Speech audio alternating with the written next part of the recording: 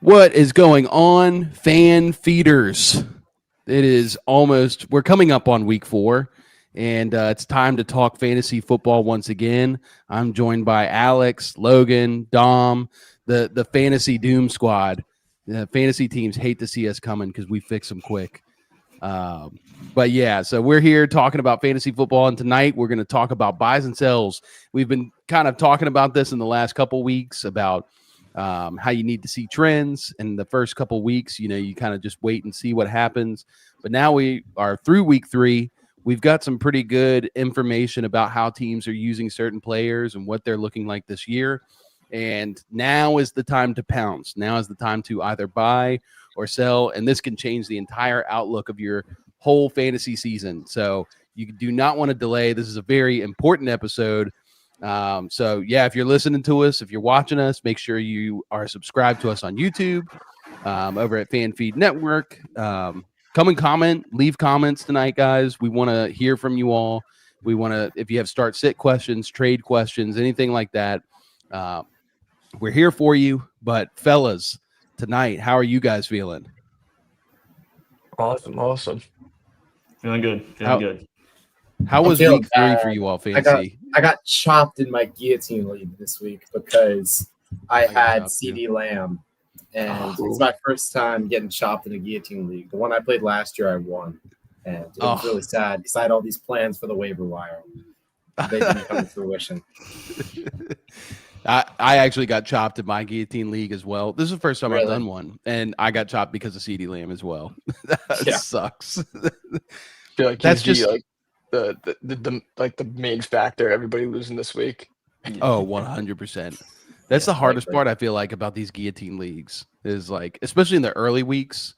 Like, I don't really know the strategy yet. I'm trying to figure it out. Like, do you blow all your fab early on? Do you try to wait till mid-season when most people have blown their fab? Can you survive to that point? I don't know. If you guys play in guillotine leagues, let us know if you've got any strategies. Alex, what was your strategy to win last year? Last year, I played on the Guillotine app, which allowed you to put in waiver bids of different amounts in the same bid. So you could put like $7 on Cooper Kupp, then 6 on Drake London, and 5 on Chris Olave, all in the same bid. So I would place like 8 of those bids ranging from $8 to $1 just over and over again on all these players. So I'd get all of them at minimum price. And it would just be the scraps, the people that nobody else would really looked at because people would go after, Derrick Henry's on waivers this week. Let's put all our money on him.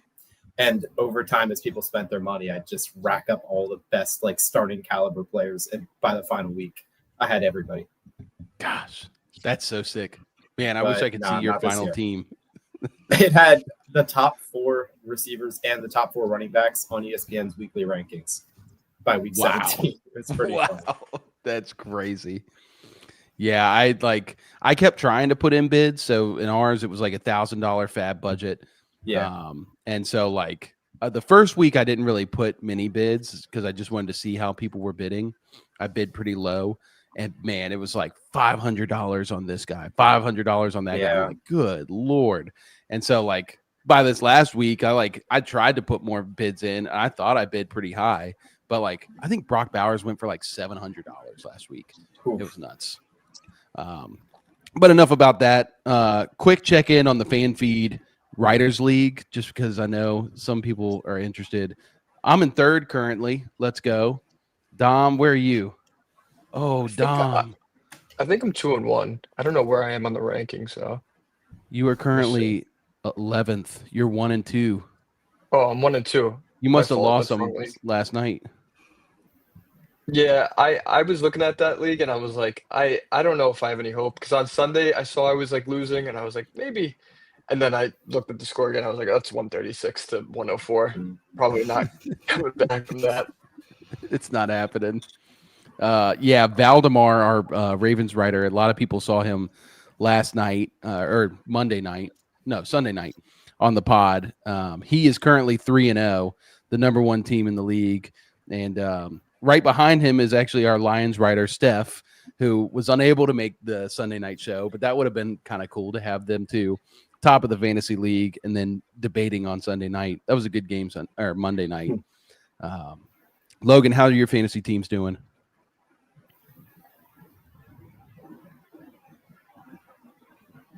You there, Logan? Logan's I'm here. frozen. My screen froze. Oh, it's okay. I was asking how your fantasy teams are doing. I just won. I'm in 4 leagues. I went 3-1. Dynasty was kind of a rough one. It's a best ball league, and we just needed Derrick Henry to outscore Bucky Irving by 3 points, and he fumbled. So we lost that league I co-own that league with my brother. And then one league I started Caleb Williams over Jordan Love, and that propelled me to victory. So that felt pretty nice. That's a good move. Jordan Love looked like Yes. absolute doo-doo on Sunday. Cleveland's got a pretty tough defense, which if their offense just kind of played well, I think they'd be kind of okay, but their offense hasn't really met with their defense yet. I still can't believe they won that game. That's such a Cleveland thing. Look, Trey short sold me because on Sunday night I wasn't on the pod, and he was talking about this game, and he was like, who would have seen this coming? And if you rewind and go back to the Thursday podcast, I said, man, this feels like upset city right here. Just because against the Ravens, even though the Ravens blew out the Browns, it wasn't until like mid third quarter that they actually started pouring it on. And for the whole first like 2 quarters of the game, it was really close. And I can't remember which player it was, but one of the Browns defensive players got asked, like, how do you plan to tackle Derrick Henry? Is it hard to tackle Derrick Henry or something like that? And he's like, no. Grant Delpit. Yeah, it was Grant Delpit. Yeah. And he that dude is a dog. I mean, so, they stopped the run. I don't think Jordan Love's very good. So you put the ball in his hands and you see what happens. And then just some freak magic, the Browns blocking that field goal. That was nuts. I loved it. Browns are in division too, but I still loved it. All right, so real quick, we have a question from Adrian. Beat your son. That's hilarious.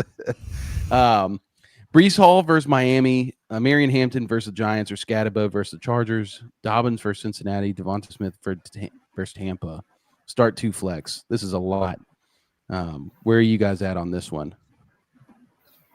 I love that Hampton matchup after this week. I feel so confident after this week about him. So I know I would start Hampton first and foremost. And I don't know, maybe sneaky. I know Trey would probably like this, but I like Dobbins in Cincinnati. I feel like Cincinnati has such a weak run defense. I think they're in like the bottom 25 percentile of like run defense. And the D line is absolutely atrocious. So I don't know about you guys, but I was going to say the same answer. Scatabo, his Chargers is a tough matchup, and then Devonta Smith is kind of tough to trust that passing offense still. So, and then Brees Hall is always kind of a shaky start for me. So I do like the Hampton and Dobbins starts. Yeah, Dobbins, RJ Harvey, they give him a couple of runs each game, but he's not getting much of the action. Dobbins has looked good, scoring the touchdowns as well. And Cincinnati's the second worst in points allowed to running backs so far this year. So I think that Dobbins is a great start there. Yeah, I definitely think Hampton, Dobbins. I think we're all on the same page. If Justin Fields is healthy, maybe you can play him versus Miami, but that's a divisional game, and Miami looked decent against Buffalo. Scatabo is going to be the lead back, but how good is that? He's kind of slow. Very elusive. Good. He's a good runner. Not a knock on him, but he's just kind of slow. So I definitely think Dobbins and Hampton's the play here. So thanks, Adrian. We have one more from Jorge. What's up, gents? Just got offered Brian Thomas Jr. for my Garrett Wilson. Your thoughts? Thank you. This kind of steals some of the thunder for later, but what are we feeling on Brian Thomas Jr., fellas? Shane Waldron, get rid of him now. I was about to mention him. Yep. I think we're all on the same page. Yes. Oh, God. It's so bad. Shane How does Waldron this man is have a job? He's a terrorist. He leaves Seattle and Chicago, and both those receivers break out. Yep. And then he goes to Jacksonville. And I will say Garrett Wilson looked good in week 1 when Justin Fields was throwing the ball. He looked good in week 2 when Justin Fields was throwing the ball. I mean, he was at least getting targets.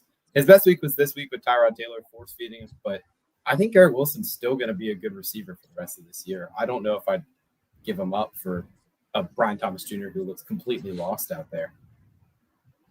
I think you stay away from him. I think you stay away from Brian Thomas Jr. in every format, every standard PPR until they get his, he starts catching balls. Actually, I wouldn't even. He looks like such a nice buy. That's really like your typical buy low target. Like in every single fantasy football, you learn, oh my God, the round one, round two receivers that poop the bed the first couple weeks. Those are your guys to trade for. This it seems so off. Like just watching him, it seems so off. I don't know about you guys, but yeah. Has he only caught like 5 of 22 targets so far this year? It's Yeah. something along those lines where it's just like they're not even catchable. Yeah, he has 7 receptions right now on 19, 25 targets. That's crazy. Yeah, this one's such a hard one for me, just because I love Garrett Wilson. I don't believe in Justin Fields. I think we saw the best that we're going to get out of Garrett Wilson against the Steelers. Depending on who they play, he'll have good games. And Brian Thomas Jr., he showed us he was so elite last year. It's hard to fade a guy like that. You even look at his stat line from last year. It was up and down. I mean, beginning of the season, low target share, obvious for a rookie, came on a little bit weeks 3 through 5, but then weeks 6 through like 11, he was kind of, like he is right now. I just think Liam Cohen really wants to target him. So I'll say I would go BTJ. I know that doesn't help you, Jorge, because there's multiple people here now saying different things. All 3 of them said the same thing, but I'm going against them. I'll stay BTJ, and you can tell my boss to cut my pay in half if I get this wrong. But yeah, the big thing here is Shane Waldron just sucks. And yeah. I had this, I think we all probably had this moment this week of remembering, oh my gosh, he's the passing game coordinator for this team. Like I kind of forgot about that. And the big thing is I was really excited about Travis Hunter. And if you look at Travis Hunter's current, stat line, dude, it just is so reminiscent of JSN year 1 in Seattle when Shane Waldron was the OC. Super low ADOT, not a lot of targets, not playing, like he wasn't on the field a lot. And we've seen that JSN is really good now, and same with Roma Dunze, who we all thought was cooked. Same with Keenan Allen, who we thought was cooked. Now he's over there alphaing Ladd McConkey. If you play in a redraft league, yes, this is a harder question. In a dynasty league, like go buy Brian Thomas Jr., go buy Travis Hunter. And I think we are all in agreement there. In dynasty, that's a whole different thing. Real quick, Adrian is back. He's sharing his squad. He's got Hurts, Christian McCaffrey, Bucky, Justin Jefferson, McConkey, Kelsey, Breece Hall, Amarian Hampton, Dobbins, Downs, Jennings, Olave, Scatabo, Franklin. He's just flexing that team, which is a pretty good team. But what's a good trade offer for CD? Are you trading for him? Yeah, he's trying to get question. CD. Yeah. I think that someone dropped him. You just picked up Scatabo, and then he had a great week, and now Tyron Tracy's injured. If this person's trading away CD Lamb, maybe it's because they need to win some games now. Trade him Scatabo. Tyron Tracy's still going to get carries when Scatabo gets back. And I know you probably have to package someone with him. But if you can get him for maybe McConkey and Scatabo, because maybe this person's going to buy low on McConkey. McConkey and Scatabo would be my offer for that team. Especially if you're 2-1 or 3-0, you can afford to kind of have CD Lamb just kind of sit on your bench for a little bit. So, yeah, I kind of agree with trying to. McConkey's he's a tough player to kind of navigate as well. Trading for, trading away is kind of tough for him as well. Do we have any word on the CD Lamb injury of what that? I know it's like 2 to 4 weeks. Yeah, and it could be IR, but it looks more like 4 weeks. Okay. Yeah. I saw something about him like barely avoiding getting the tightrope surgery, which scared the living daylights out of me. That's not a good injury for a receiver. It's a good question. I honestly, I don't know. I don't feel comfortable trading for CD Lamb right now.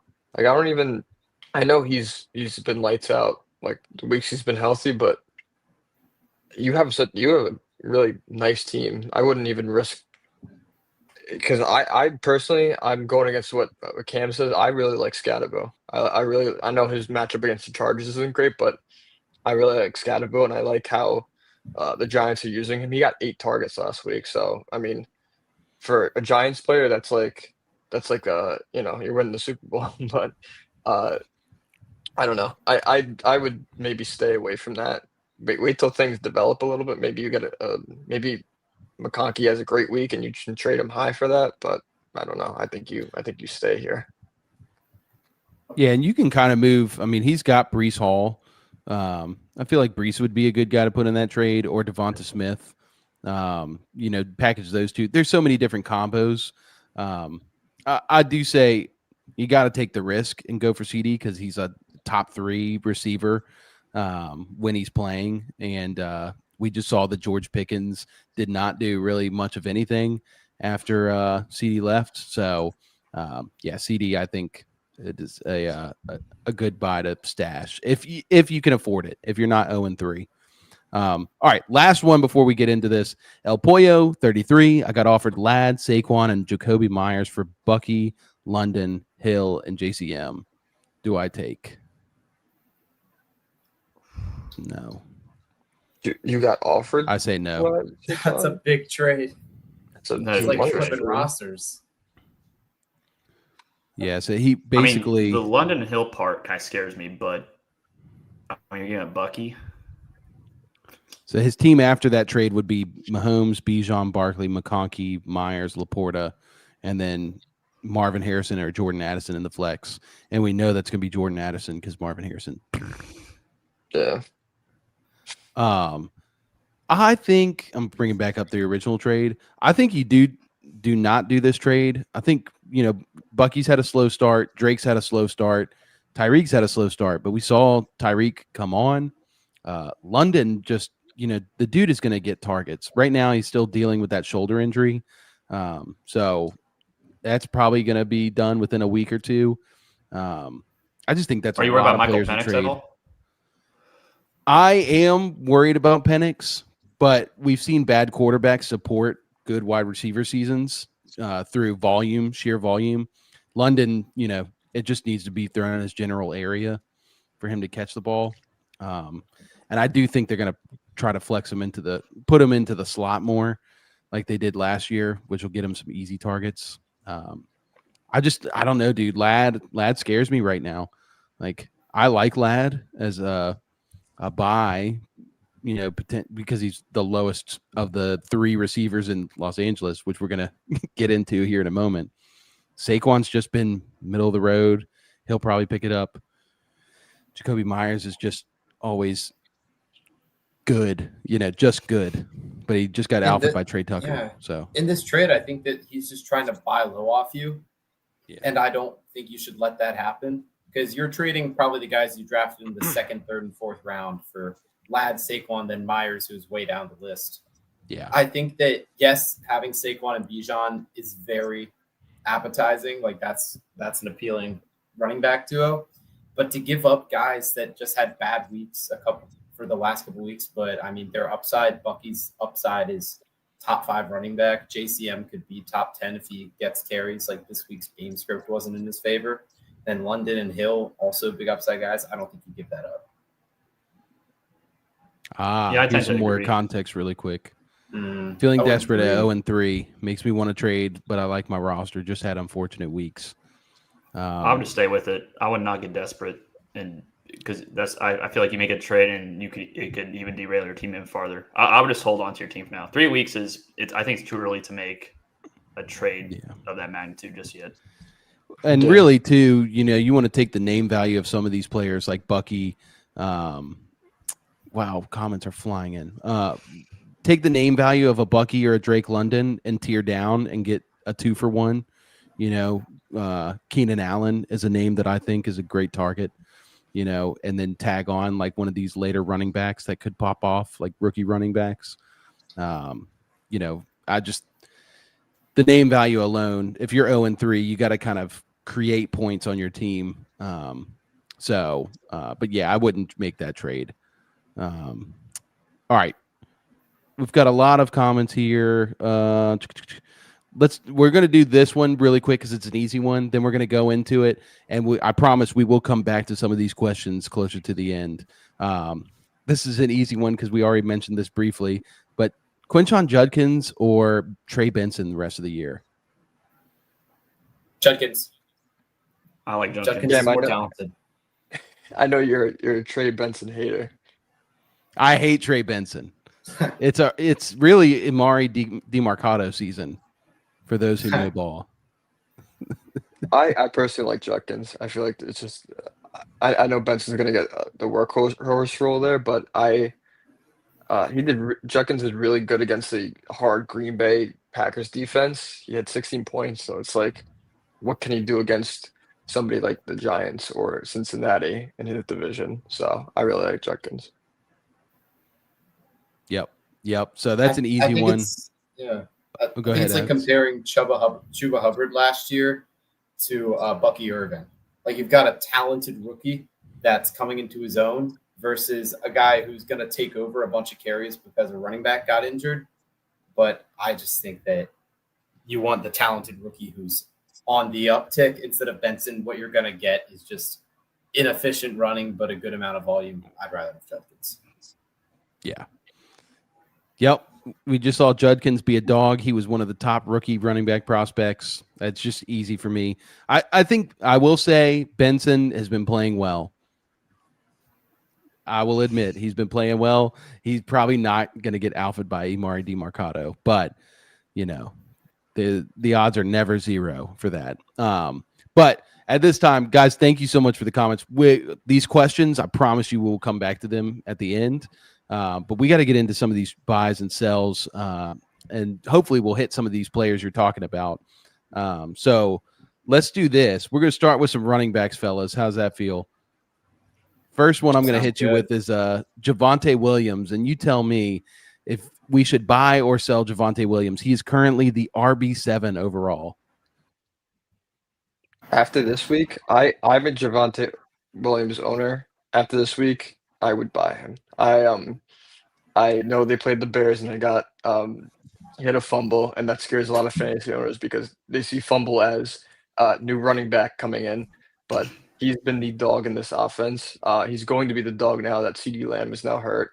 I think he was averaging like 7 yards per carry before week 3. Like, he was doing something insane. So he had a rough week this week, or rougher than usual week. Buy him while he's lower because, like you said, he's a wide receiver, running back 7 on the year. He's going to get those carries. He doesn't really even have any competition as well. Jaden Blue maybe, but he'll get like 20% of snaps during the game.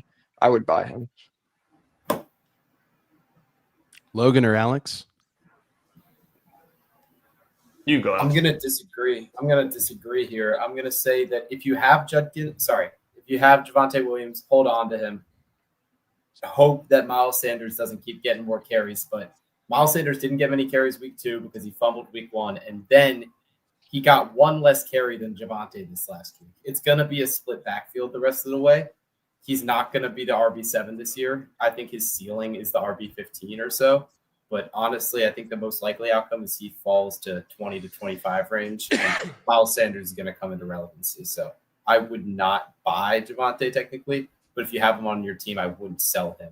Like, try to get rid of him as soon as you can. Just hope Miles doesn't take too many carries.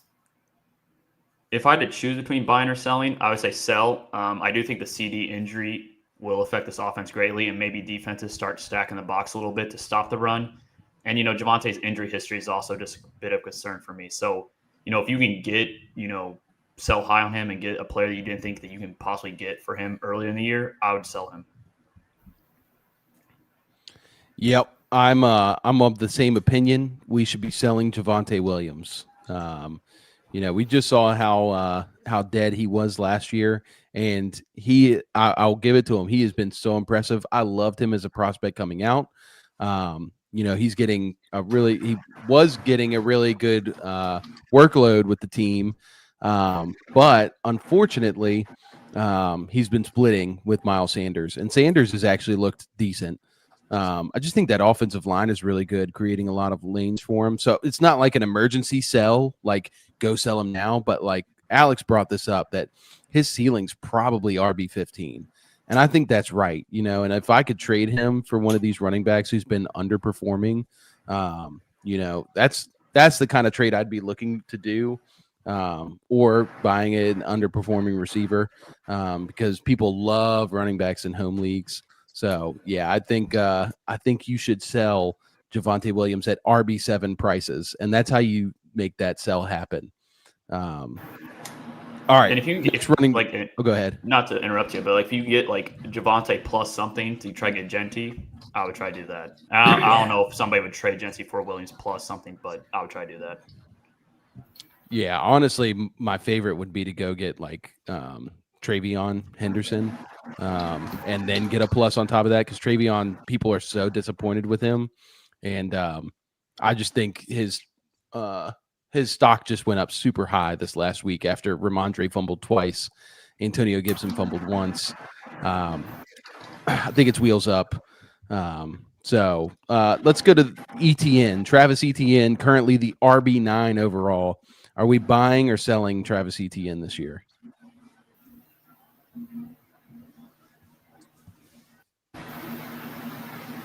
I'm curious, what's his current price right now? Because the owners drafted him to be like a running back 4. Then he goes boom, boom the first 2 weeks of the season. This last week was pretty good. He still got 16 attempts, but Tootin is coming. Tootin vultured a touchdown. What is Travis's price right now? Like, can you get somebody like a Breece Hall for him? Because if so, then sell. If you can do that, I'd sell. But other than that, I mean, maybe he's a buy if somebody's scared because he didn't put up that many points this week. It just depends on your league. Yeah. I'm sorry. Real quick, I'll just say this. There should be a caveat on these sells, because there's different kinds of sells. There's panic sells. There's strategic sells. This is a strategic sell, I think, is what Alex is saying. You're not going to sell him for just Joe Schmo off the street. You're trying to trade up with ETN because he's performing well. So sell him high, to get somebody at a potentially higher value. Dom, you go ahead.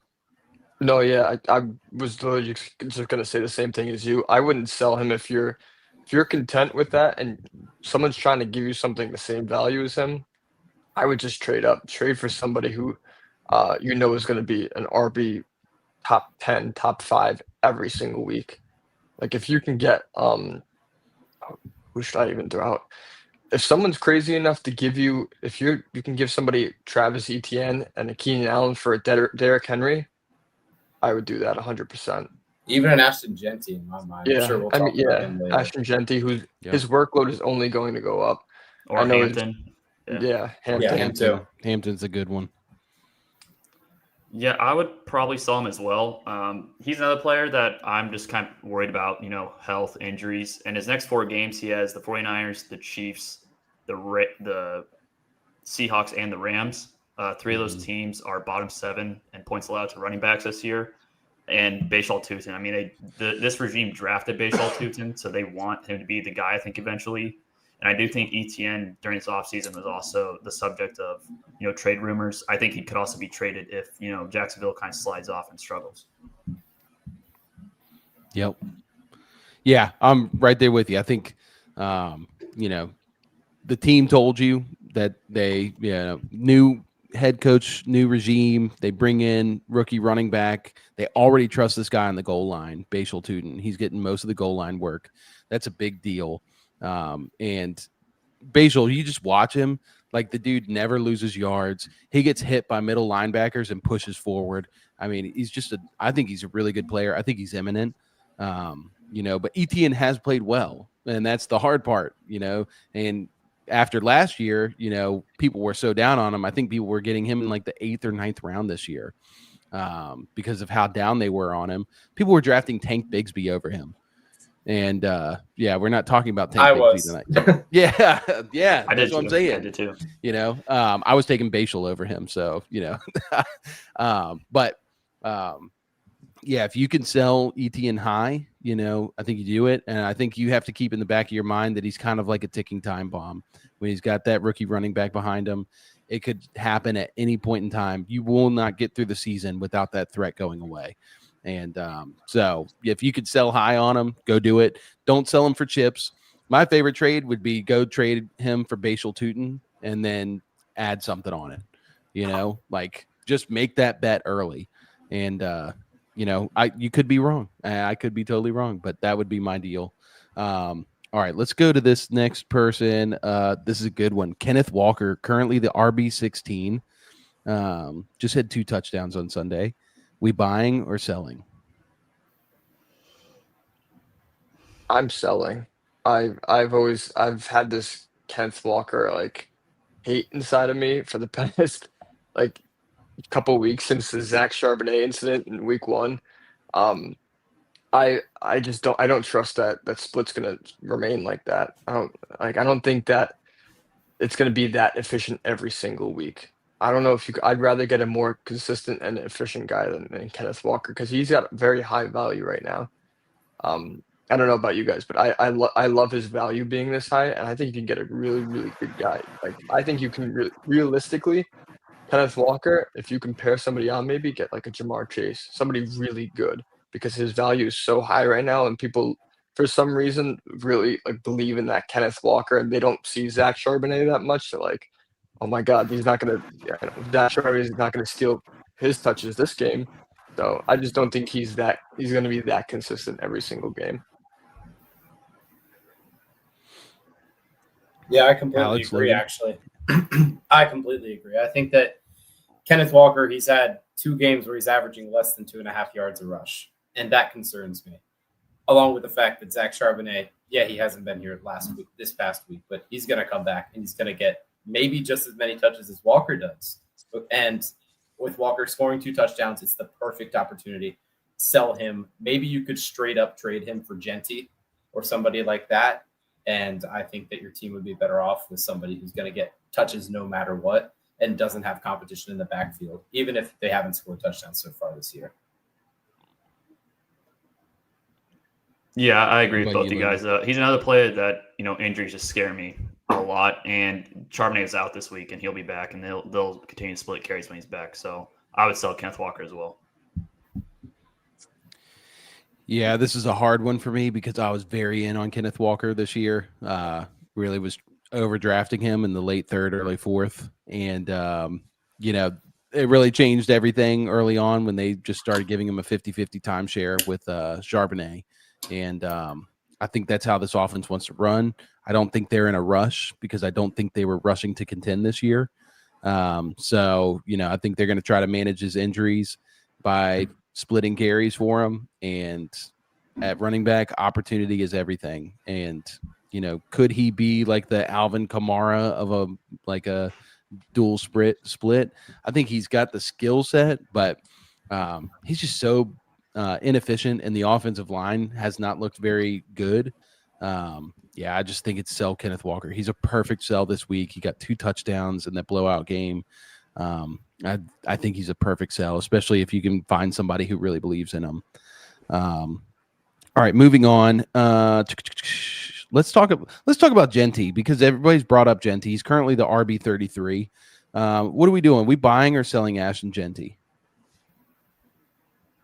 I just put in a trade to try to give David Montgomery to somebody for Ashton Genty, and I'm hoping that they accept it straight up. It's in the FFN Writers League, so we'll see what happens. Nice. But if that goes through, you guys can congratulate me because Genty got 19 carries and 17 carries in 2 of his 3 games this year. He's going to figure it out. Their offensive line sucks, but he's a talented player. He looks good when he has the ball in his hands. I think that he's going to step it up this year. I agree 100%. I don't know about Logan, but I agree with Alex. I don't think you waste a top 10 pick on a talent like that and then just don't want to use him anymore. They're going to continue to use him. That offense, despite Trey Tucker's Superman performance this week, that offense runs through him and Bowers. They're going to try to get the ball to him and Bowers. It's tough because teams are game planning against him and Bowers. They know they don't have a good offensive line. They're going to figure it out. They'll figure it out with him. If by week 6 or 7 they start, they can't figure it out with him, then I'd panic. But otherwise, buy him low now, because if he gets going, there's nobody's going to want to part ways with him.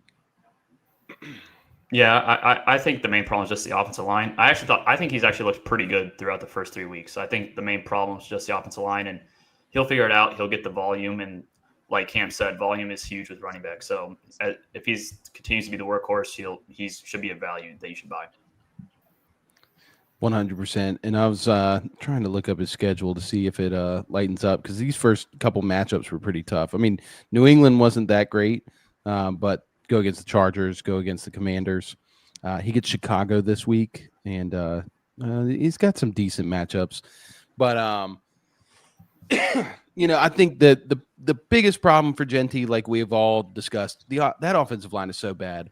So there's a stat, percent of rushing yards to come after contact among all running backs with 100-plus rushing yards this season.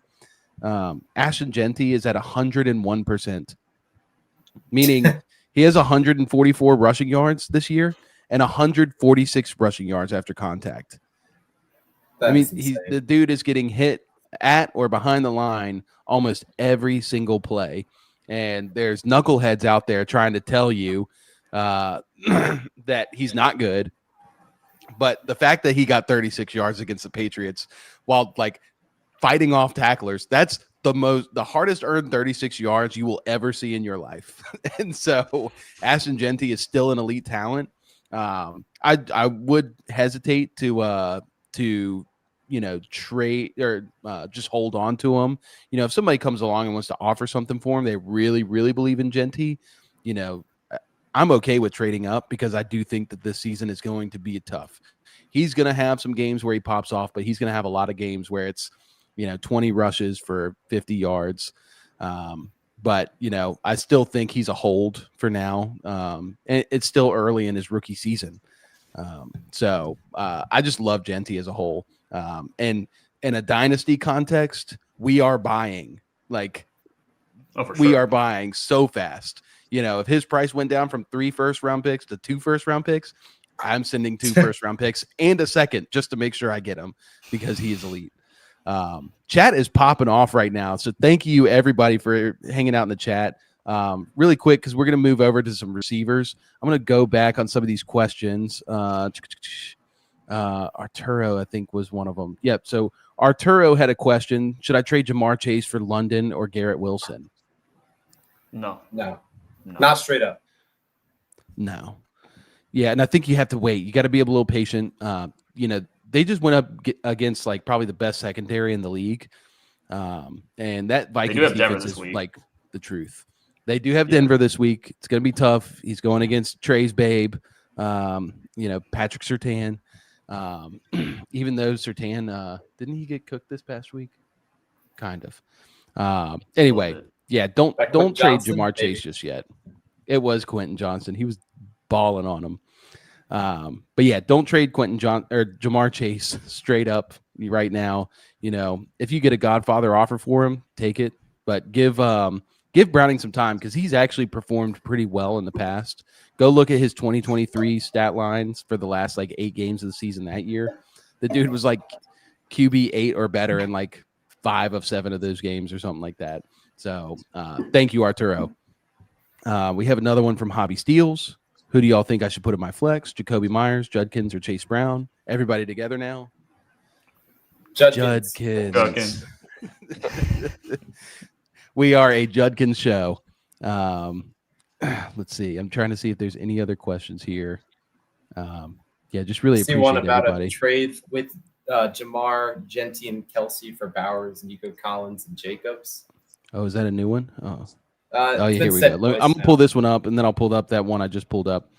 What do you think about this trade? I'm 0-3 in this league. Give away Chase, Ashton Genty, and Kelsey for Bowers, Nico Collins, and Josh Jacobs. It's weird. This goes against everything we've said, but I would totally take that trade. We've said don't sell low on Jamar. We said don't sell low on Genty. But the positional value you get for Bowers over Kelsey, plus getting Nico Collins, who is another buy low guy I like right now, I would do that trade 100%.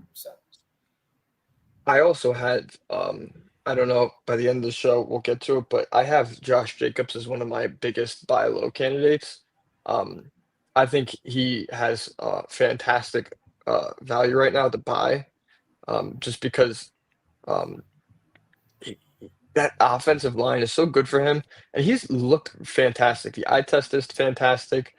You know, I think he's a great buy low candidate. Like Alex said, this has gone against everything we've said, but I really like this trade. Like it's tough not to take this. Yeah, and you're basically giving up a 2 for 3 because Kelsey, I don't think he's really a factor. Really, he's completely washed. So you're getting Bowers' upgrade, and then Nico, I'm a bit worried about just because of the offense, but I think it's worth the risk with Nico and Josh Jacobs. Yeah, I'm with all you guys. Josh Jacobs is a great buy low right now. And, we just hope that Stroud will just lock in on Nico like he did this past game, and that offense gets a little more creative. But Bowers is such a smash over Kelsey. Like, he's one of the guys I want to talk about a little later. So thank you, Crimney, for commenting. Stephen W., new here, guys. Welcome to the show. The fan feeders, or as some people are arguing, we should change it to the gobblers, the fantasy gobblers. So that's hilarious. How do you feel about trading Tyreek Hill for Drake London in a PPR league? Do it. Yeah, I'll do it. I hate Miami's offense. I absolutely despise Miami's offense this year. Until Mike McDaniels goes. Until then, I don't like Miami's offense, but I think London has way more upside. I think he's getting way more targets, even though he's not catching as many.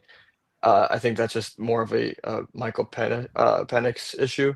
I believe that Drake London is in a much safer environment right now. Yeah, and in a PPR league, he's just going to get peppered. Tyreek Hill, kind of a ticking time bomb.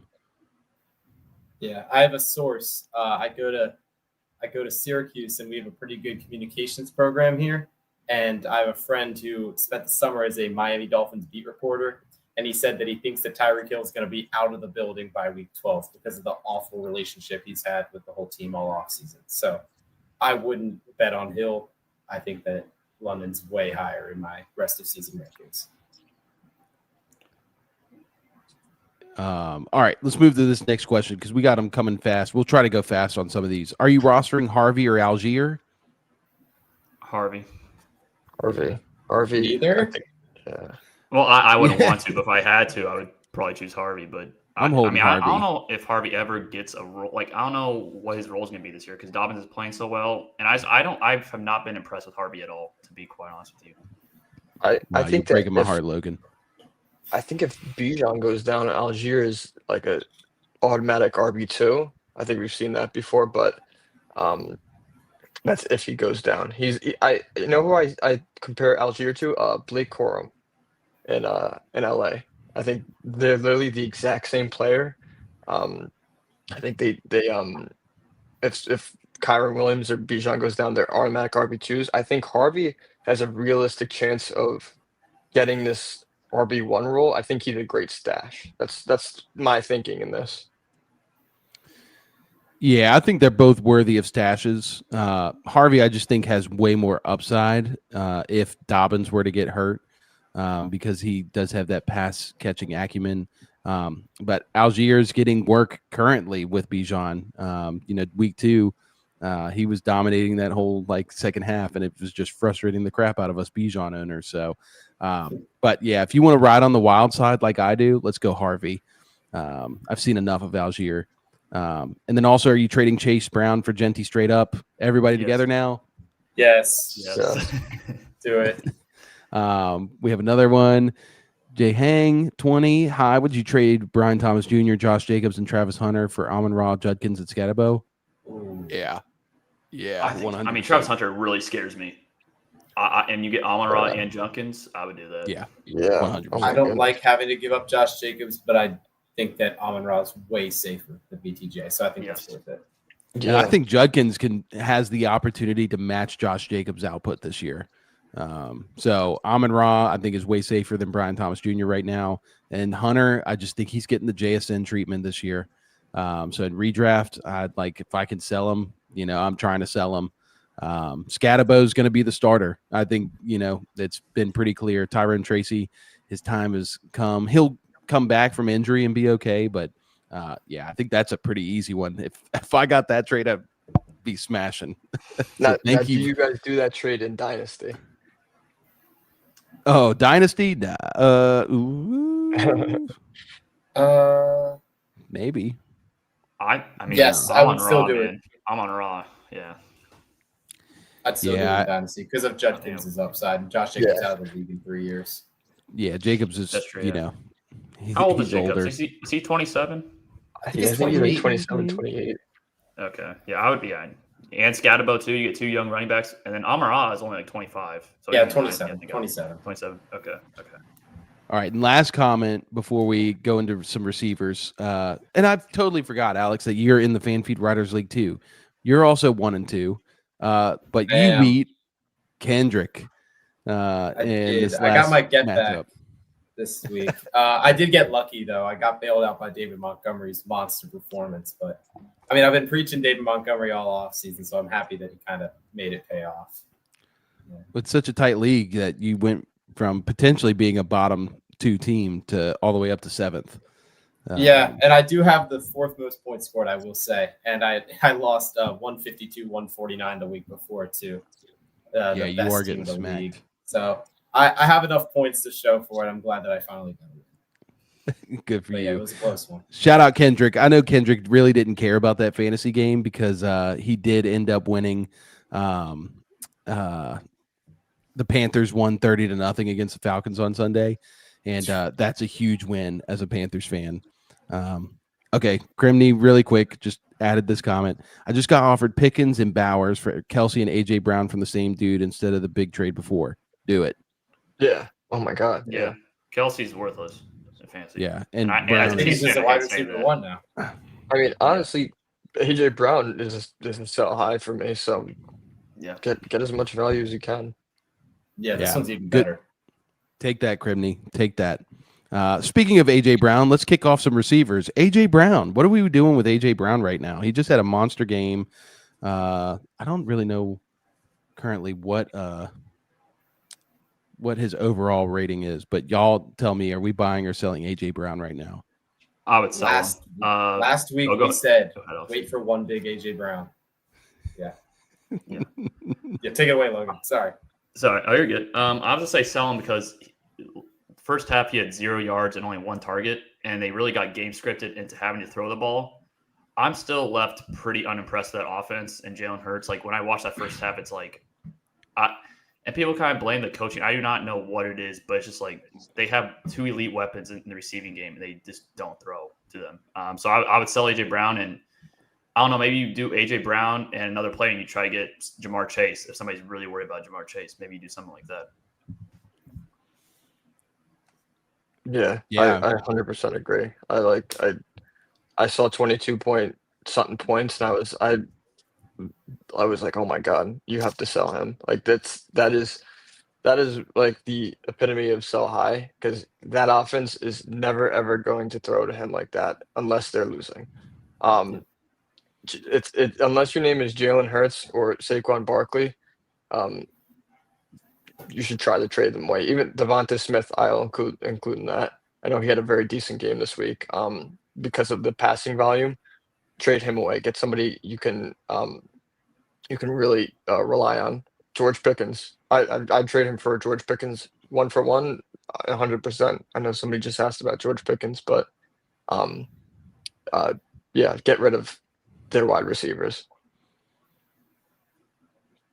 Yeah, I don't think I'm I would trade him straight up for George Pickens. I love that last trade that Crimney brought up, that Pickens and Bowers. Just getting Bowers on your team is such a cheat code. Elite tight end.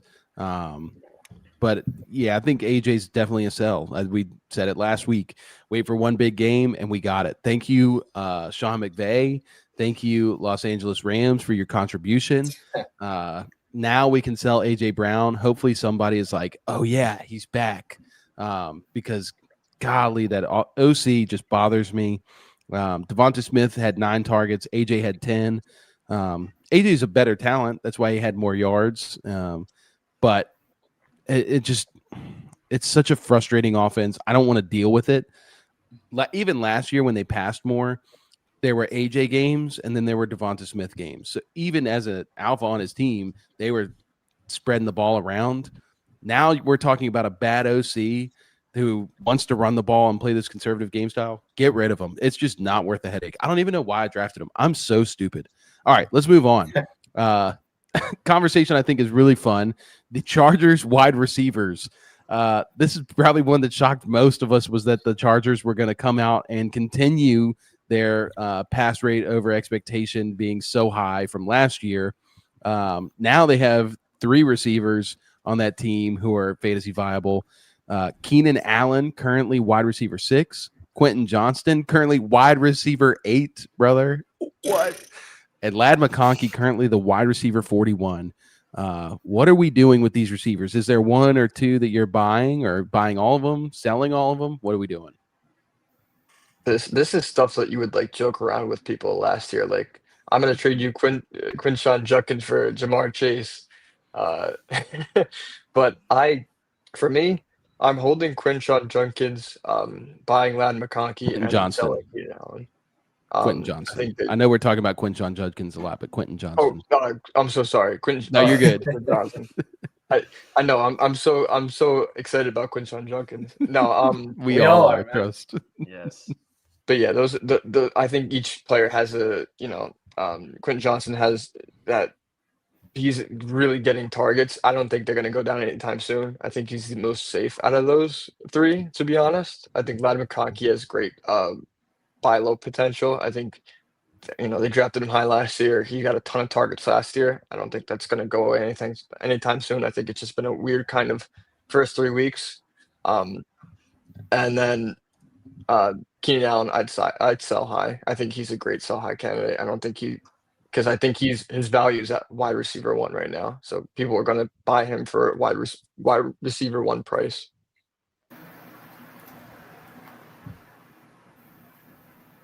If I had to guess how this ends up as the season progresses, I would guess that McConkey and Keenan Allen are going to even out in targets as it goes on. And I disagree with you a bit. I think that I don't trust Quentin Johnston at all. Sorry, I don't trust Quentin Johnston. I think that he's too inconsistent, and that in the future he's not going to be the wide receiver 1. If I could trade him right now for anybody that was a preseason wide receiver 2, because he's currently the receiver 8, I would do it. I think he falls off, kind of like a Javonte Williams scenario. I think that the other guys just catch up to him in that attack. Yeah, for me, I'll add that.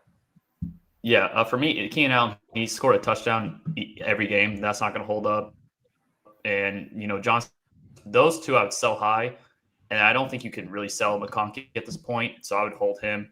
But those 2 players I'm definitely selling if I can. Oh, man. This is a good one. So I just had a friend of mine talk to me on Sunday. I went to a concert, and he was like, you were so in on Quentin Johnston when he came into the league. Like, you loved Quentin Johnston. And I did. I traded a lot to get Quentin Johnston. And he was like, and he just broke all of our hearts. And here he is now balling, year 3 breakout. And yeah, I don't know, man. Like, this is where you have to have short-term memory loss. I think situations change. Players are players where they have things to learn. The step from college into the NFL is a big step. I mean, Nico Collins is a great example. Nico Collins was a decent prospect. And he came in, and his first 2 years were really bad.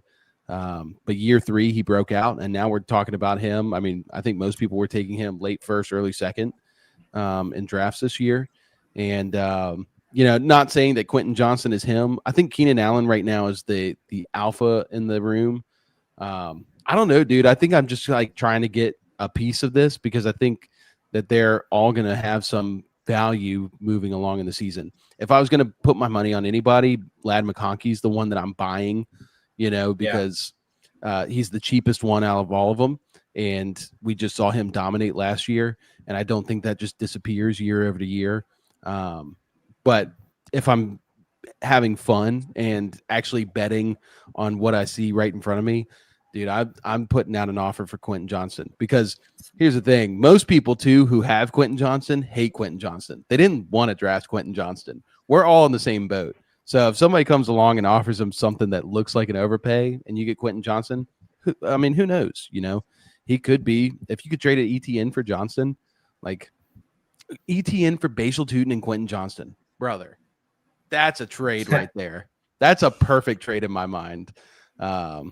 So anyway, let's move on because we can sit here and talk about them forever. Ricky Pearsall, currently the wide receiver 16.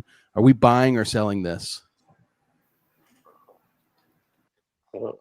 That's a tough one. I honestly did not think Mac Jones would play like he is right now. Since I know Alex, you're probably heading out soon. What do you got to say about it? Ricky Pearsall, I love his story. I love him. I just traded him away in Dynasty, and I kind of regret it. Don't forget, Juwan Jennings is coming back. Don't forget, Brandon Ayuk is coming back. He's not going to be the wide receiver one on that team for long. And Kittle. If you can sell him for somebody big. Yeah, and Kittle. If you can sell him for another guy, there's a lot of mouths to feed. I would sell high. But on that note, I got to head out. I will see you guys next week. Alex, do you have any emergency buys we need to make that we didn't mention just yet, just before you leave? I was going through them already. Ashton Jeanty, number 1. Yeah. That's okay. That's my Jeanty, number 1. Yeah. Cool. Thanks, Alex. All right, thank you, guys. We'll see you later, dude. See you, Alex. All right. Perfect. All right. So, Logan, how are we feeling? Or wait, no, you didn't finish, Dom. Talk about Ricky.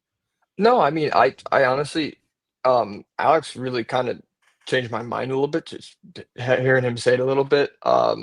Those guys are coming back. He is great. He is not great value. He is pretty decent value. Again, people look at name value a lot in fantasy. See if you can get a decent wide receiver too. If you need if you want to swap wide receiver, or if you need a running back. I mentioned before Josh Jacobs. Maybe even a buy low in Chris Olave. He was getting 10 targets a game. Spencer Rattler's favorite target. Somebody like that if you want to swap receivers. But definitely a sell high for me right now. This one's actually kind of tough for me. I mean, I get your guys' points. I just think, this team always has so many injuries, so these players may come back, but then they may just get banged up again. And, Ayuk, I think it's like week 6 or week 7 he's supposed to come back. But right now, if I had to say, I'd probably say hold right now, unless like you have to trade him because you have injuries or you're desperate to upgrade a receiver or running back, then I would trade him. But right now, I'd probably be a steady hold right now, unless like I'm just super desperate about trading him. Yeah, this is the scariest part because even though Ayuk's coming back, he's coming back off injury. And this was an injury from when did he get injured last year? I'm trying to remember. It was week 4 against week 4. I believe. So I mean, we're talking that's a long time to be recovering from an ACL. Kittle's coming back from a hamstring injury. That's a pretty rough injury. Juwan Jennings, apparently this calf injury was real. It wasn't just a contract injury. Yeah, he's just a weird one. I think if I can trade up with Pearsall, like get somebody who really loves him, I'm doing it. But we've got some people in the chat telling us, hold on to Ricky. Let's talk. Jack Ryan says, check the team stats on the 49ers, still a top passing team. Ricky might be the real deal. Yeah, I mean, he could be. And like Alex said, he's got a great story. I mean, the dude literally got shot, ran and confronted the guy who's tried to snatch his chain and shot that guy. So, I mean, go for it, Ricky. And then Tom Brady's out here. Hold tight to Ricky P. Yeah, I think he's kind of like a hold, but you don't want to wait too long, because inevitably what's going to happen is when's IU coming back next week or the week after? I think it's like week 6 or week 7, like at the All right, earliest. so if IU's coming back week 6, then week 5 people are going to start talking about it. So week 4 is the time to make the deal before other people are thinking about Ayuk coming back and Kittle coming back. He's on short-term IR. Like I said, I think if I can get something of more value, I'm trying to do it. Receiver is just a really rough spot for me this year. Let's talk about my favorite receiver this year, T-Mac, Tetaroa McMillan, currently the wide receiver 30. What are we doing with Tetaroa? I love T-Mac. I think that Carolina offense, I think it's terrible, but he's a bright spot in there. They again same situation as Genty. I think drafting high, just a couple rough weeks.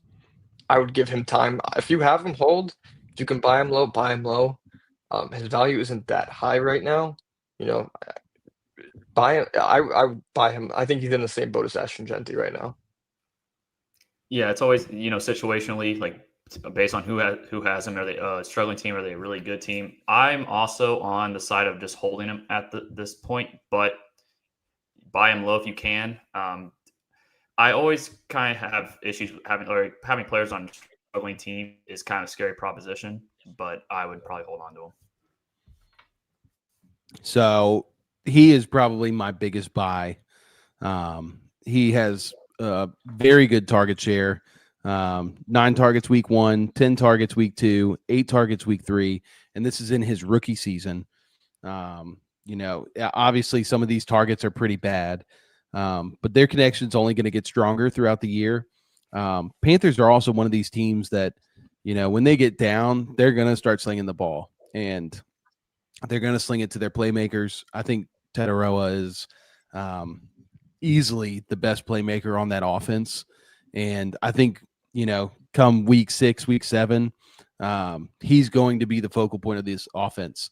And the biggest cheat code to fantasy football for the last 10 years has always been hitting on these rookies who break out, and they always break out like right at middle of the year. So to me, Tetaroa, 22 years old, 6'5", 212 pounds. He is a massive, massive buy. And if you don't mind me interrupting, I'm just looking at his schedule. He has a very, very soft wide receiver schedule. He has New England next, which is decent. Miami, Dallas, it's just got torched by my Bears, and then the Jets. Yeah. So he has a very kind of soft next couple weeks. So if you're gonna trade for him, do it now. If you're gonna hold him, wait to see how he does this week. Next week. Do it now. Yeah. What was his stat line last week? Was it 3 for 48? Was that his stat line? 3 for 48 and on 8 targets. Yeah, he had 27 targets in his last 3 games, which is like very, very, very good for a rookie wide receiver. So it's not like he's not getting the volume. Again, I think in my mind, it's literally just Ashton Genty if he was a wide receiver. Like it's just he's getting volume and it's there. It's a rookie. Rookies take time sometimes, and he's getting the work. The work isn't going to go down because he's not. He had 100 yards in the Arizona game week 2, so it's not like he's not producing either. Just give him time. I think that he's going to be really, really good. I think I would hold if you have him. Yep. Just bringing up this comment. Ayuk will be slow. Average recovery for the ACL injury is at least 2 years, and that is, yes, very much so. Usually players can come back within a year, but that first year back off ACL is very, very tough on these receivers. So that's a good point. Be very cautious on your. He tore his ACL and PCL, I believe, or he tore multiple ligaments. So it was not the usual ACL injury. It was really bad, and So all right, let's go to this wide receiver 24, Chris Olave. What are we doing with Chris Olave? I think you just heard my take on him. I'm a big believer in Chris Olave. He's been getting a ton of targets. that whole passing offense is surprisingly not that bad. Obviously, Jawan Jennings as another name from Johnson. that Saints offense that is like literally just a dog. Um, I mean, again, he got 14 targets this past week, 10 week 2, 13 week 1. So it's not like he's not getting work. And he's capitalizing. He only had 57 yards in last game, but he's gonna catch a touchdown and he's gonna have a big boom week. Chris Olave has that stigma against him for his concussions and his injuries, so he's a little riskier on that side. But like I said, if you could buy him, buy him. Buy him low. His value is pretty low right now, so if you can get him, I don't know if you agree with me, Logan, but I'd get him now.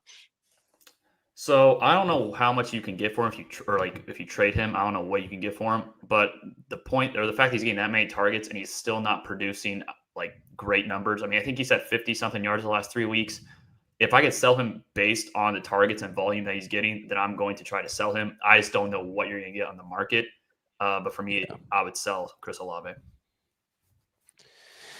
Yeah, the market is the biggest thing, and everybody's market's going to be different. So this is one of the hardest parts about doing a fantasy show, talking about trade values, because every league values players differently. I got some trade offers today in a dynasty league.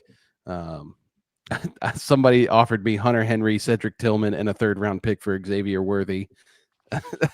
Which is just abysmal. They're trying to majorly buy low off you. Yeah, You've been watching like fan feed pod.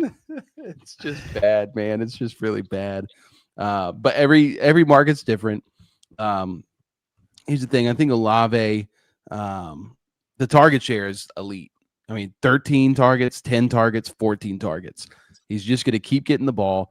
Problem is his yard per target is at 4 or 5 yards. Probably, let's say 4.5 yards per target. So like his stat line literally has been 54 yards, 54 yards, 57 yards. That offense is also not scoring a lot of touchdowns. This goes back to what Logan said with the previous player. Buying good players on bad teams sometimes can be a bad investment. When they don't score touchdowns are, the key in fantasy football a lot of times.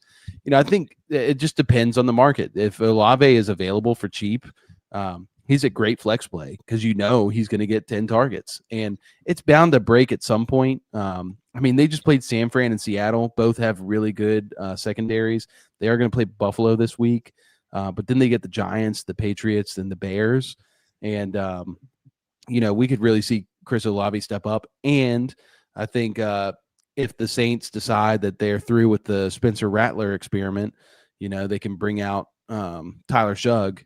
And Shugg is not the best prospect. He's actually a pretty hilarious prospect. But at least we saw in preseason, Shugg is willing to throw the ball down the field. And that's something that Rattler's not very willing to do. So, imagine 10 targets to Olave, but they're 8 yards down the field, 12 yards down the field. This could be a whole different player. I think to me, I do like Olave. I think Olave is a good buy, but it's not like a rush out, go get him now. He's the skeleton key to fantasy. He's just going to be a part of your team that's going to help you win. Speaking of Saints players, we'll talk really quick. We'll hit these last ones really quick. I want to talk about a couple tight ends and then a couple quarterbacks. We'll hit them quick, and then we'll get out of here. We'll talk some you guys' personal favorite buys or sells, and then answer whatever leftover questions we have. Juwan Johnson, currently the tight end 2. We buying or selling? Is he Gary Barnidge 2.0? If you have him, you have him. I think that again, kind of same situation for me with Olave. I like him if you can buy. I have such a tough time trading for tight ends. It's such a sticky area for me. I don't know about you, Logan, and Cam, but I just don't. I never feel comfortable trading for tight ends. I feel like you can probably get something better off the waiver wire if you need. If you had Kittle or something, I think Brenton Strange is a great tight end to pick up off a waiver wire, but I wouldn't even bother trading for Juwan Johnson just straight up. Yeah, and tight end is such a tricky position, like you said. I think if you have Juwan, I don't think those owners are going to be trading him. So I would try to, if you can sell him for another tight end, like I don't even know, like Trey McBride or something. But Trey McBride owners are not going to trade Trey McBride either. So it's just like I don't know what the market really is for Juwan. Harold Fannin. I would probably just keep Juwan Johnson. No. Personally. Jake Ferguson. No. Without Lamb now, Ferguson. How many targets did he have this last? He had like 21 points like or something. 21 targets. No, he had 14 targets and 12 in week 2 with CD. And there's no CD Lamb. I would probably take Ferguson. I think I would take Ferguson because Saints offense scares me in general. I might just still keep Juwan Johnson as long as Rattler's in there. Like Cam said, if Tyler Show goes in there, then we could just stop playing Saints players. Right. This is what you do with the Juwan Johnson. You do a 2 for 2, right? You go find the Bowers owner, you offer him Juwan Johnson, and then you swap players of different positions, maybe quarterbacks. Give them a better quarterback. If you've got a good quarterback, just tear down to a lesser quarterback, and then go get Bowers and trade off Juwan Johnson. That's what I would be doing. But yeah, I just think right now this offense is highly funneled to some of their top targets. We've got Olave, Juwan, Rashid Shaheed's catching the leftovers, and then Kamara. It's a bad offense, and it's not gonna. Juwan Johnson is not going to win you your league, even though he's playing really well. The guys who are going to win you your league are like a Jake Ferguson, Trey McBride, Brock Bowers. Like, go get those top tight ends. Or this next guy who is currently the tight end 5, Tucker Kraft. What are we doing with Tucker Kraft? And real quick, I see these comments coming in. I promise you we're about to answer them. We're getting through these last players, and we're going to bring these up. I don't know where I've seen it. I don't even know if it was on here or somewhere I saw online, but I seen somebody say sell high on Tucker Kraft last week, and he had 3.5 fantasy points this week. He also was he was hurt. He was a late minute add to the injury report with a knee injury. Mm-hmm. And it really looked like they weren't playing him most of the game. Well, actually, he played 88% of the snaps. So, yeah, I think he was just injured. Is he healthy? Did they say that he's healthy? It's a sprained knee, right? So it's like that could be a nagging injury that kind of sticks around as long as he's playing through it. And I feel like they didn't even say it was a sprained knee. They said it was a minor knee injury. It's not. He doesn't even have an injury designation as of right now. I don't think. I feel like no injury designation. They're not going to play him if they have so many targets. Those guys, like up in Green Bay, they have Wicks, they have Dobbs, they have Matthew Golden. They have Luke Musgrave as well. Yeah, they have Musgrave. They really wanted to put them in. Yeah, I would probably sell him if I could, but I probably want to sell him right now because he's came off the low point game. So I'd probably wait, and if he plays really well again, maybe you trade him. I take Ferguson over him. 100%. To me, I'm keeping Tucker Kraft. I think he's. I just think he's dominating in the Packers receiving room. Week 2 was a big deal. 7 targets, 6 catches, 124 yards, and a touchdown.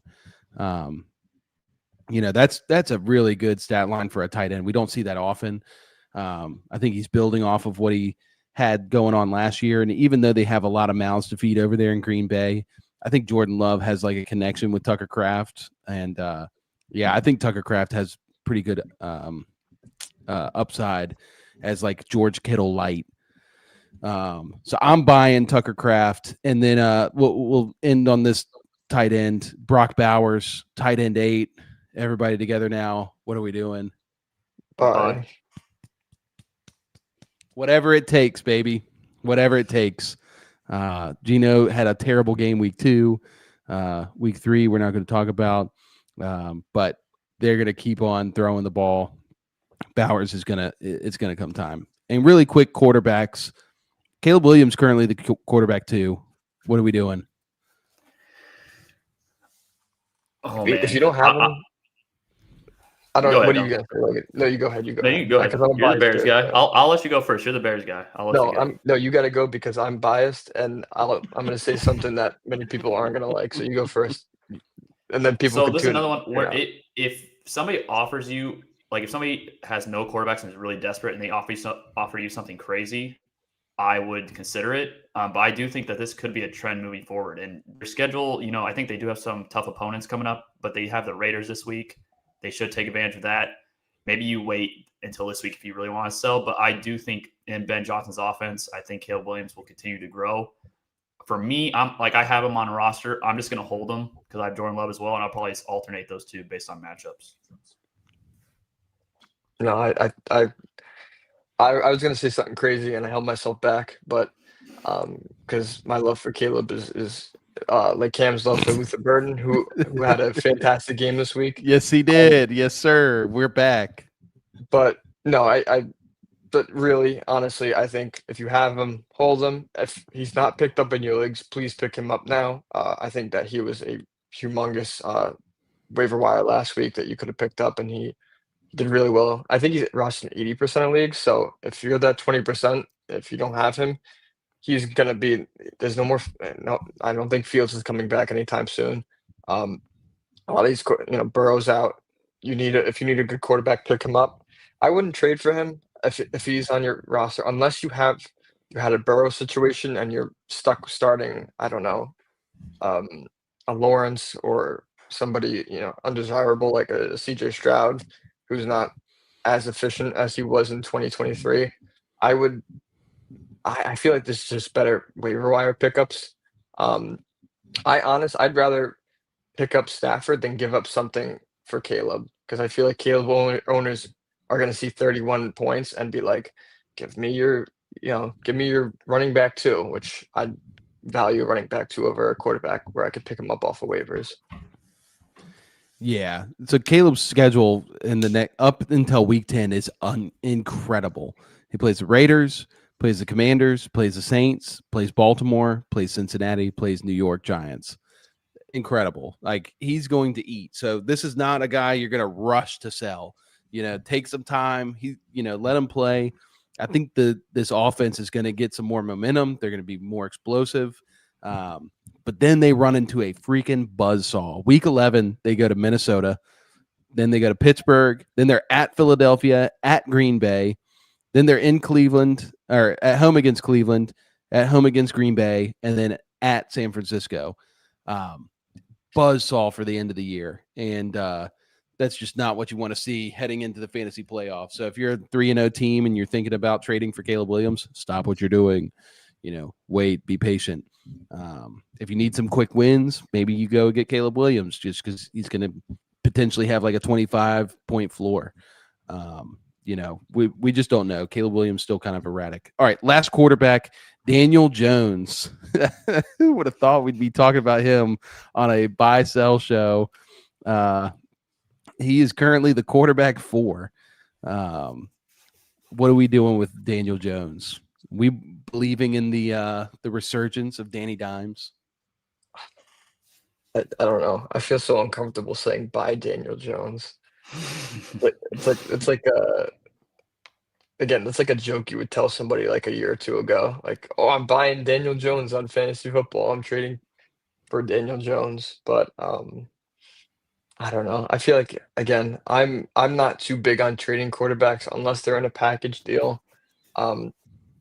If you are 0-3 and again you lost Burrow, you need a quarterback right away. There's no good. It's a 12-man. Your team is stacked and you have capital to give up.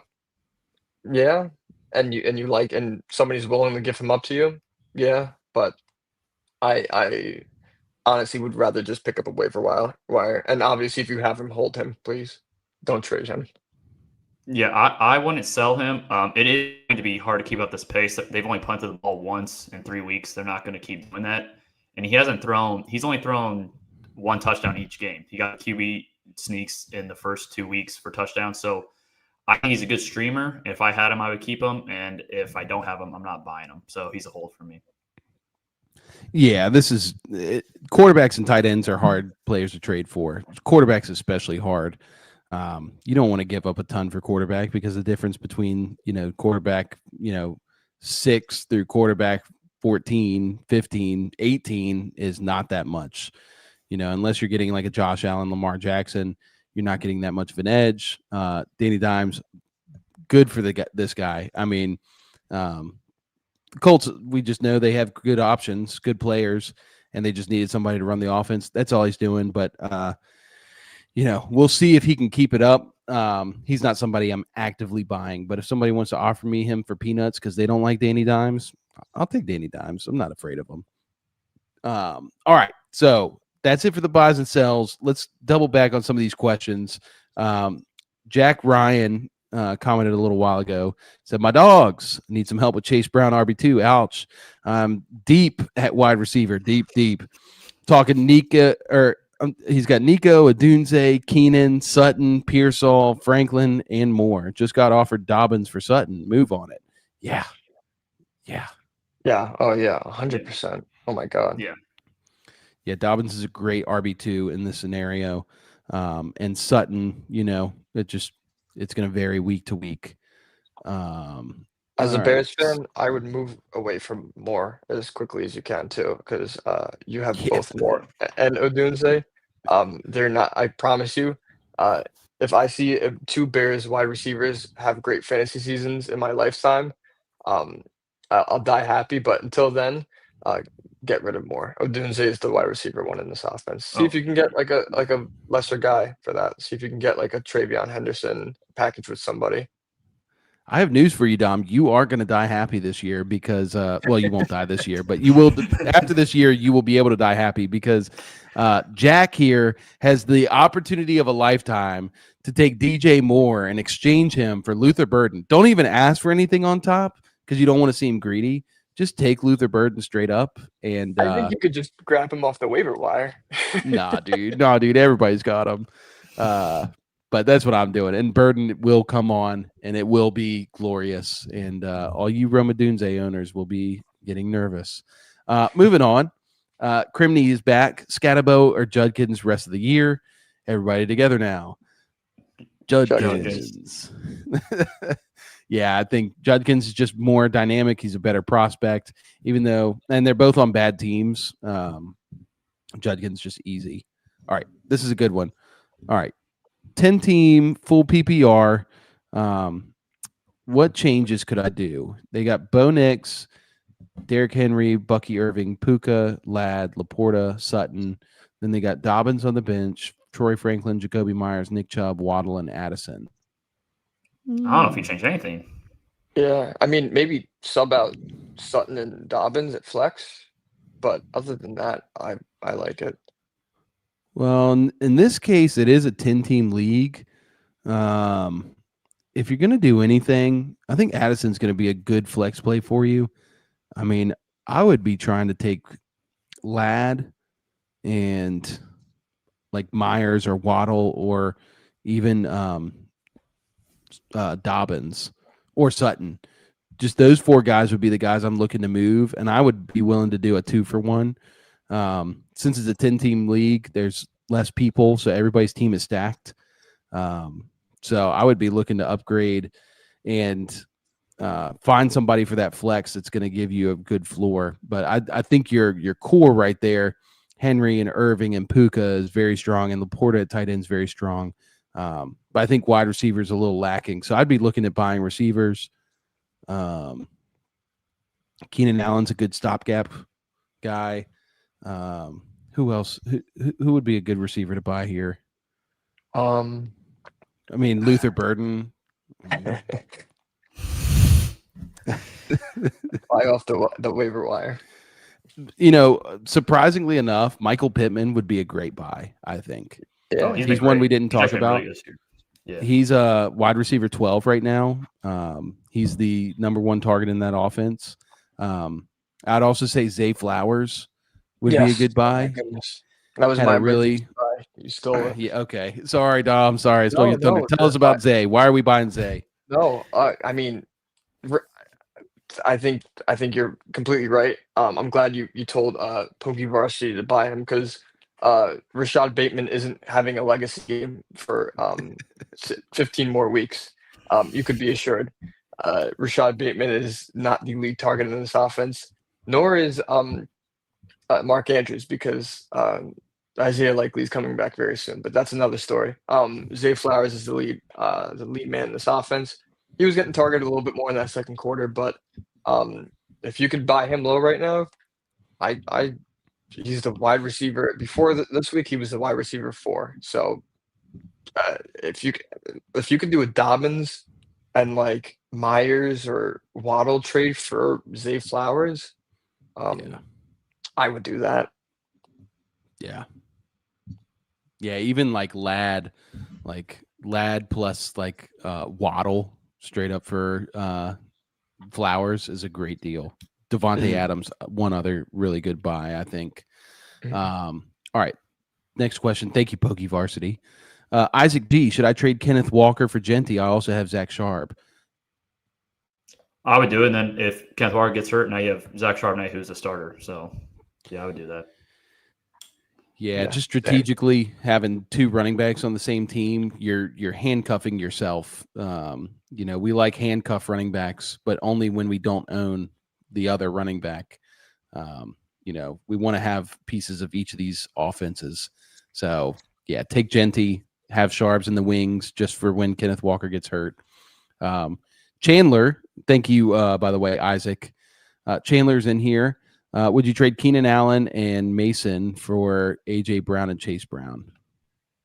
No. Why am I blanking on who Mason? Oh, Jordan Mason. Keenan Allen, Jordan Mason. No way. Jordan Mason still has a backfield for 3 more weeks. And then Chase Brown, I mean, I'm kind of worried about him. That Bengals offensive line has not been opening up anything for him. And Jake Brown statistically does not target him as much as Joe Burrow does. Joe Burrow targets him out of the backfield. Jake Browning, I think it's like average of like 2 or 3 less targets, but that's 2 or 3 less receptions that Chase Brown's going to get, especially in PPR. So I don't like AJ Brown at all. I think AJ Brown's a sell high. I think you stay away from that. Jordan Mason, as you saw, is going to get the majority work. Even I saw him in the first kind of half of that game not getting as many points as we hoped, and then he finished with 23 points. So I think Keenan Allen is getting targeted. So yeah, don't. Yeah. Yep. It's AJ Brown and Chase Brown are probably 2 of our biggest sells, and Chase Brown hasn't done anything worthy of being sold other than his name from last year. Get rid of him. His efficiency is terrible. I was listening to a guy in the offseason who was talking about, right at the tail end of the offseason, talking about Chase Brown. He was like, I don't know if his value should really be mid to early second, because in some of the high stake drafts, he was going really high, like the late second, sometimes early first, just based off the volume alone. And, he was just his efficiency numbers from last year were really low consistently. And that's just not something you want to see. So even though he was getting volume, his efficiency was really bad. And man, that guy hit the nail on the head. Because I don't think anybody saw this coming. I certainly didn't, because I have a lot of Chase Brown, and that's really sad for me. Thank you for that question, by the way, Chandler. We're coming back to you in just a second. Pokey Varsity does say that they're 1-2. I don't know if that changes your opinions. And I think that just shows the 10-team league thing. I think that's why you say you go trade a Ladd and somebody else to go get Zay Flowers. Maybe you lose in the long run, but I think Zay Flowers is just a safe player. So, any comments on that, guys? No, I agree. Yeah. All right. Chandler's back. Would you sell Keenan Allen and Jordan Mason for Bijan? Everybody together now. No? Yes. I No. don't know. Yes. Yes. No. Yes. I would say yes. I'm kind of mesmerized by this a little bit. I'm 100% buying Bijan. That's Bijan is the second overall pick in most drafts. So I'm taking it. Yeah, 100. Oh, I'm taking it. I'm just like, if you could do that.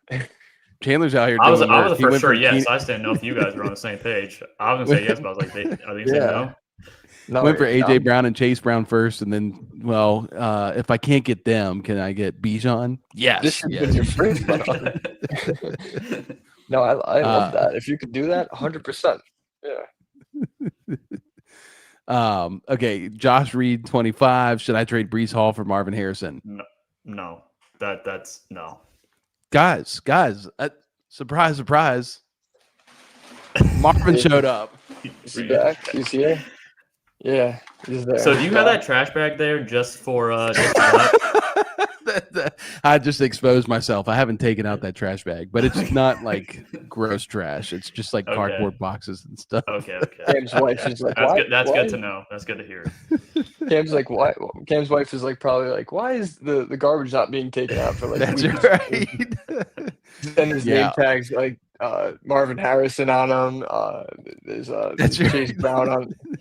Well, yeah, and I think last week was a perfect example because I know both Jalen Hurts and Kyler Murray watched the show, and it just shows the difference between a Jalen Hurts and a Kyler Murray. Jalen Hurts saw me calling him trash and was like, "All right, bet." Kyler Murray was like, "I'm just not going to try it this week." Go back to playing Call of Duty. That's probably what you did. That's right. He's like, "Who is this?" So thank you, Jalen, for watching the show. Thanks, Josh, for the question. Yeah, definitely keep Brees Hall. All right, Marvin Harrison Jr. in Hampton for JSN. I really like JSN. But Hampton's so Yeah. tough. I think Hampton has the whole backfield, but if you can get rid of Marvin Harrison Jr. and get JSN back in return, that's pretty tough to not take. That's just really hard for me to get rid of Hampton after this week. JSN is probably like behind. I'd go as crazy as to say JSN is probably. I think it's in the rankings for this week. I think it's Puka and then JSN. I think there's nobody better right now in targets and efficiency than JSN. So that's that's really hard. That's a JSN really, could be the wide receiver one at the end. Like I think he's a dark horse to be that. So I was seeing this before the season started. People saying, "Oh, Cooper Kupp's there." Cooper Kupp hasn't been the same since he got injured after his Triple Crown. No. That wasn't going to deter JSN. It was going to be the play of Sam Darnold, and obviously, it doesn't matter if it's Sam Darnold, Geno Smith. JSN is JSN. If you want to go crazy, if you have other running back depth, if you're not like sacrificing Hampton as your running back one, I'd say do it. F it. Yeah, it's definitely team dependent. We'd have to know kind of your other receivers and running backs. He does say, Adam says that he's got good running backs to replace Hampton. So yeah, I mean, for me, it would have to be like Hampton straight up for JSN. Or give me like a lesser receiver, like a Waddle, Calvin Ridley. A guy, I'm not really high on either of those guys, but it's just somebody to replace Marvin Harrison. If you absolutely can't do it, then yeah, JSN's just a smash this year. He is, he's just so good, and that offense is keyed in on him. So yeah, I think trading for JSN is a good move. He just said Hampton is RB3. Yeah, if Hampton's your RB3, do that. Oh yeah, then do it. Well, yeah. If you're lacking a wide receiver too, if you're not lacking wide receiver too, Hampton in the flex is freaking awesome. So anyway, Adam, if you want to share your team on here, you're more than welcome. But what is Crimney saying? Dude is switching back saying he don't want Kelsey now. LOL. Do I do Olave and AJ Brown for Pickens and Bowers? Well, Crimney, you can't tell your friends that you're watching the show. That's an easy way to get your trades rejected. They're both watching right now. So Olave and AJ Brown for Pickens and Bowers. Yeah. Positional value Bowers, yeah. That probably puts me over the edge of taking that trade. Yeah, if I think about it this way, Olave versus Pickens, I think Olave is going to get more targets, but Pickens is going to get more yards and touchdown upside. So they're probably even. AJ Brown versus Bowers, though, Bowers is just going to smash. So yes, do that trade. That's a great trade. And then you still have Kelsey. Hooray! Find some other schmuck to take Kelsey. All right, Josh Reed. He's asking. This was the question earlier, but he's already got two good running backs: Brees at flex, Calvin Ridley on the bench. One CD is back. Any idea on how I should try to target to upgrade from Brees at the flex?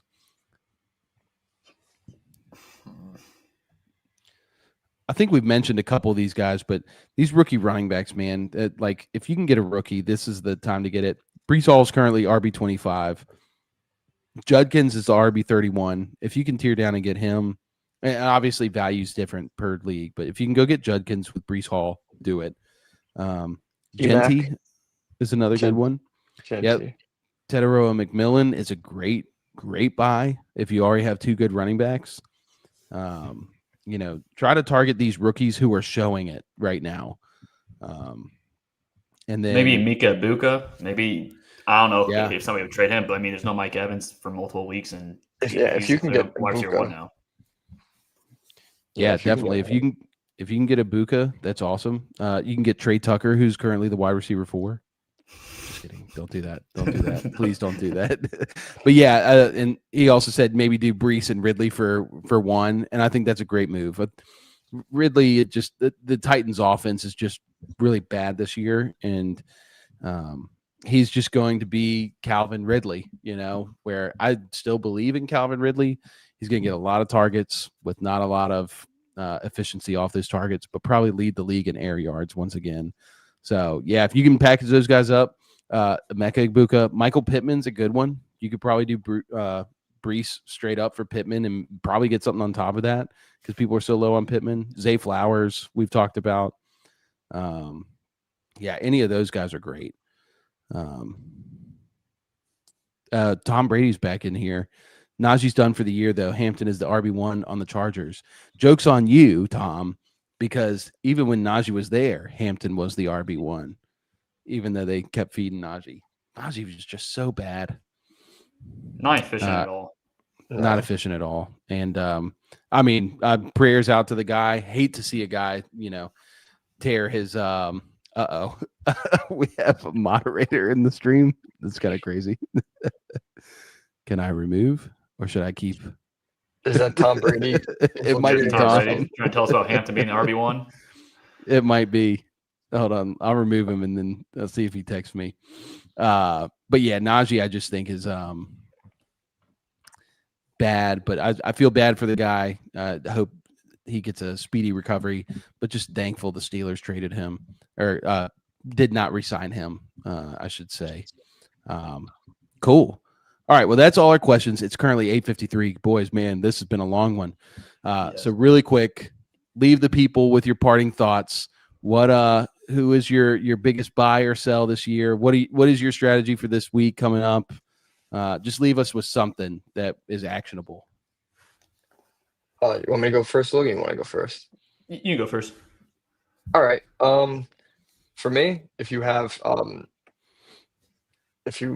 don't have Josh Jacobs or Zay Flowers, get either of them. Those are my biggest buy lows right now. If you could trade Montgomery away after 29 points, please trade him away for somebody like in the top 5. You can get that value from him, I believe. So those guys are my big buy low, sell high guys. Yeah, Josh Jacobs, good buy low. I like that. Debo, I think, is kind of a quiet buy low. I don't think a lot of people are talking about him, and he didn't really play well this past week. But Terry McLaurin may be out this week and multiple other games because of the quad injury. So maybe Debo is a good value. And then if you have Jordan Love, start him. He's playing Dallas. So just for this week for strategy, if you have quarterbacks against the Dallas Cowboys, just start them. Yeah. Yep. I think we pretty much said it, but rookies that are performing right now, go buy them. Omarion Hampton, Ashton Genty, even though he's performing less than what most people thought. Who was the other guy I just said? Oh my gosh. Quinshon Judkins, go buy them. Tetaroa McMillan, go buy him.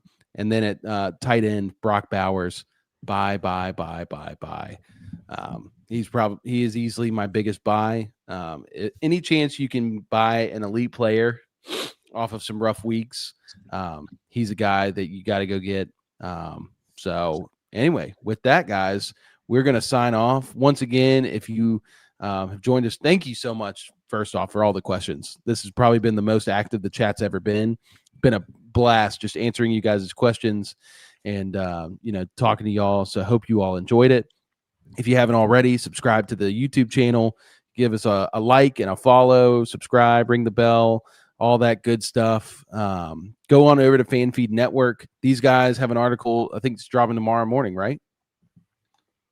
Yeah, sometime tomorrow, I think. Yeah. Yeah, sometime tomorrow we'll have on our fantasy tab, you can find all our starts and sits for week 4, brought to you by these guys. And shout out to Alex, who's not here right now, but he was here earlier.